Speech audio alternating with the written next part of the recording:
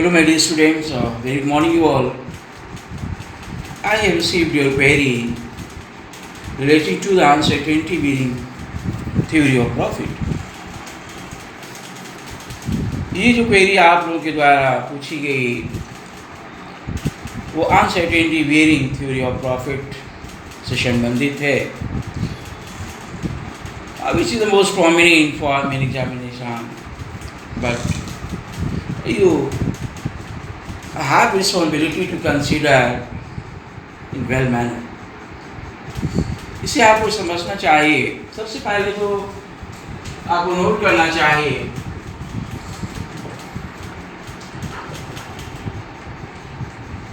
Uncertainty. तो ये जो अनसर्टेनिटी आप देख रहे हैं, अनसर्टेनिटी का मतलब होता है अनिश्चितता. अनसर्टेनिटी बियरिंग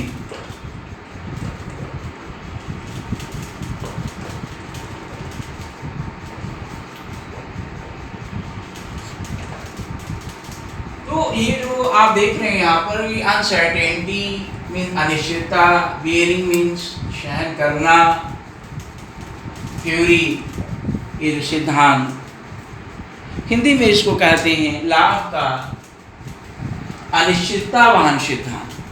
वहन करना, बियरिंग मीन वहन करना.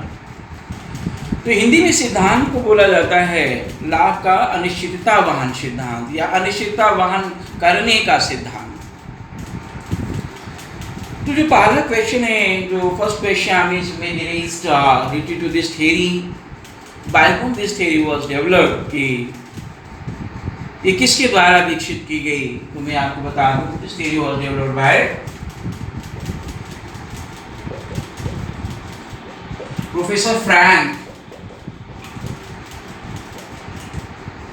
Frank night.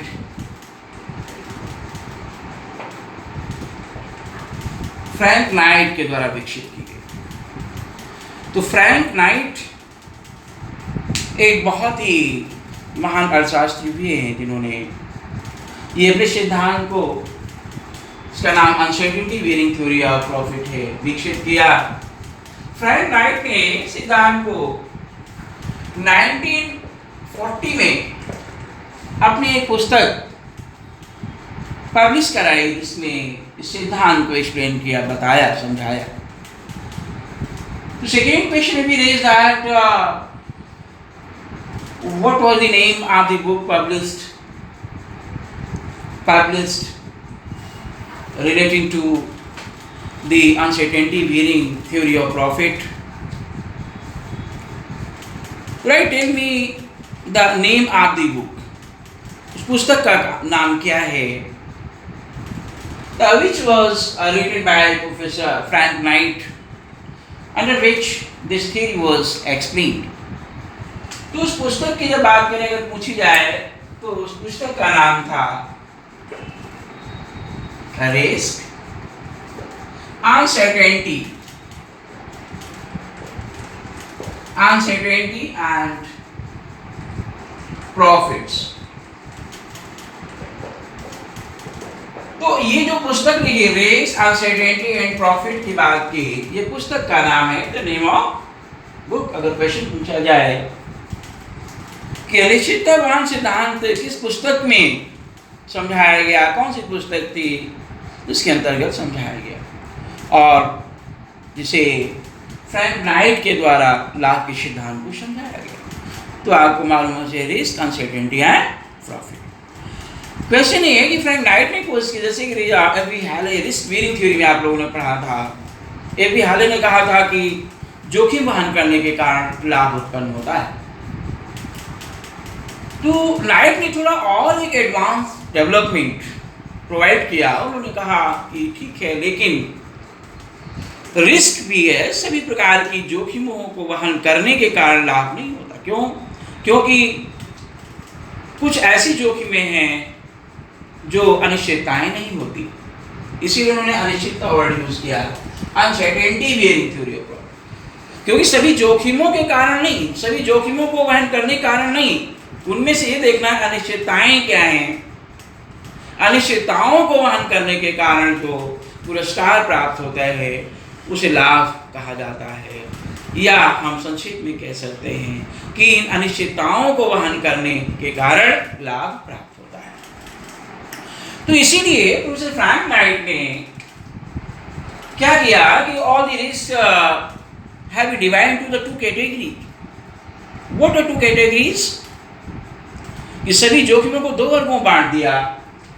तो जो पहला जो फर्स्ट वर्ग है, जो first category, that is for the insurable risk.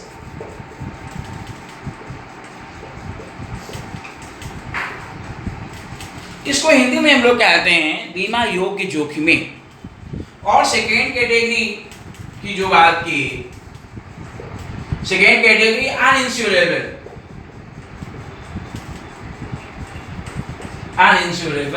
Risk. दूसरी कैटेगरी का नाम क्या है? अनइंश्योरेबल में गैर बीमा योग्य या बीमा अयोग्य जोखिमें। तो पहली कैटेगरी बीमा योग्य और दूसरी बीमा अयोग्य जोखिमें। तो इंश्योरेबल रिस्क क्या होती हैं? बताया कि ये जो ऐसी जोखिमें कुछ होती हैं जिनका बीमा कंपनी से बीमा कराया जा सकता है, और जैसे ही बीमा कंपनी से बीमा कराया जाएगा तो ये अनिश्चितताएं जैसी पहले फील हो रही थी अब वो निश्चितता में बदल जाती हैं, क्योंकि अगर इससे लॉसेज होंगे तो फिर इंश्योरेंस कंपनी जिम्मेदार है इस हानि को वहन करने के लिए। अब ये जोखिमें कौन सी हैं जिनका बीमा हो सकता है? जैसे आप जानते भी होंगे, फिर भी मैं बता रहा हूँ। द फर्स्ट वन, जैसे आप कह सकते हैं अग्नि बीमा। तो ये फायर अग्नि बीमा हो सकता है, right? Insurance from fire, right? और द फायर इंश्योरेंस अग्नि बीमा, कि अगर अग्नि से आग लगने से कोई हानि होती है तो the insurance is giving the facility to get insured, बीमा कराया जा सकता है। तो now this loss is created or occurred from the fire may be compensated by insurance company। तो ये चीज तो ये अग्नि बीमा हो सकता है। दूसरा थेफ्ट, इसको आप कहते हैं चोरी का बीमा। अगर माल चुरा जाए तो आप चोरी का बीमा करा सकते हैं। अगर दुर्घटना से कोई दुर्घटना के कारण अगर अचानक हानि हो जाए, कोई दुर्घटना हो जाती है जिससे हानि हो जाए, उससे बचने के लिए बीमा करा सकते हैं। उसको हम लोग कहते हैं एक्सीडेंट। तो now here we are getting the insurance of accident का बीमा हो सकता है। और इंश्योरेंस कंपनी किसका बीमा करती है? जैसे मैरीन रिस्क, मैरीन रिस्क का मतलब होता है जैसे कि समुद्री यात्रा संबंधी बीमा करती है बीमा कंपनी। तो ये जो जोखिमें तो थी, अगर देखा जाए जोखिमें हैं, इनसे लॉसेस हो सकते हैं, किसी भी घटना के कारण लॉस हो सकता है। लेकिन क्या है कि entrepreneur can get insured from the insurance company.